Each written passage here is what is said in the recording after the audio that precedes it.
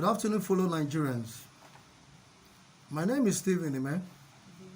I'm the chairman, Center for International Integrity, Peace and Development in Nigeria, a member of the National Anti-Corruption Coalition with the ICPC and other security agencies.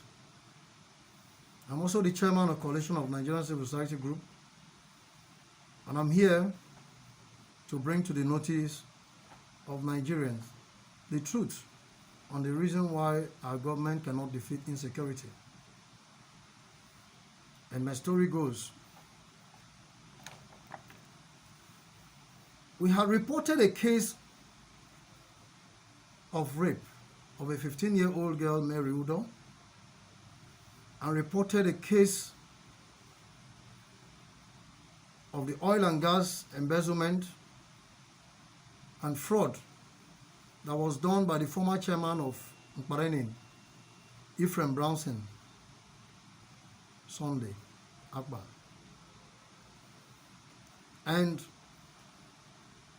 this report we reported had haunted us with no help from the government, even at the judiciary when we cried to them, even to the police, and even to the ICPC themselves that we were giving information to.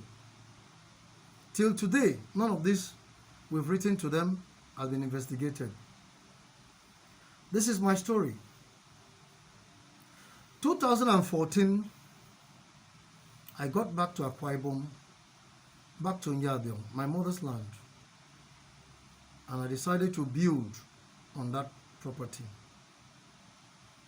After the building, we had to establish our office, an administrative office of CPAD in Nyadion, in Mkparenin local government area.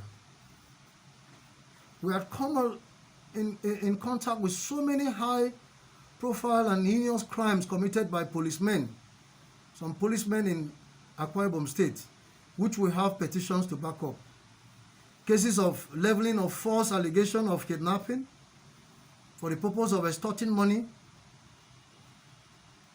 So many cases which I cannot name here, which I'm calling on the federal government and the people of Nigeria to rise up to this very speech I'm making here. I see so many Nigerians, if people come out to speak, you see condemnation. But this one is not the time for personal interest, but to see and know the reason why we cannot fight insecurity. And that's why I'm coming out to say this. In 2016, a police inspector, Joseph Etuk,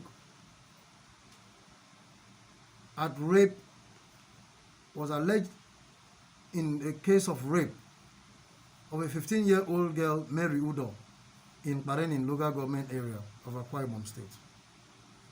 We took up this matter to the police commissioner. Even when we took this matter to the commissioner of police, so many people, while the investigation was on, so many people were coming to bribe, including an apostle of God, which I don't want to mention name here, came to give me 5 million naira as a bribe to let that case go. And I told him, no, I will not let that case go. That today, I live as a good example, as an ambassador of truth. That we are not to prosecute, but we allow the police to investigate and prosecute. We were never loved by the police, mostly by those who were friends to the inspector, Joseph Etuk, who was allegedly involved in that rape case. Merudo was adopted after being raped to a police station in Mkparenin, that's in Mkparenin division, kept for 3 days. A girl that went to church with Bible. She committed no crime. I took my money, I used my money to sponsor and support this girl in medical treatment, medical report, everything upon the whole money I spent. I did this for Nigerians. I stood for the women of this country. I stood for the African women. I took up the pain. I followed up this case. Police came and started threatening me. In fact, so many, they would come to my office, they would threaten me. I told them, well, if God is there, justice will be done. Another matter came to us. The youth in the community brought a case of abandoned project, which money was embezzled by the former chairman of Barenin, Ephraim Brownson, Sunday Akman. And we did a letter to the ICPC. We went there, snapped the whole thing, and the ICPC came in and arrested Mr. Honorable Ephraim Brownson Akman. And while investigation was going on, the village heads were involved, because Brownson Akman told the ICPC by the report they made that the village head, the 3 village heads of Nyadiong were involved in this very crime, that they collected bribe. They gave them money so that they can shut up their mouth. This was something that we were not even aware.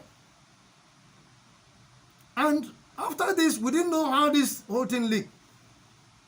The village heads started sending talks to our office. They destroy our office. They threaten us every day. We could not sleep. And finally, a threatening note was written and was dumped under my door. And I came in, where I went to in Anambra State, and I saw the note threatening me that they are going to plant a dead body on me. They are going to incriminate me. They are going to make me decide. They are going to kill me. They are going to do. I just took a letter and I wrote a petition to the Commissioner of Police. I wrote to the DSS.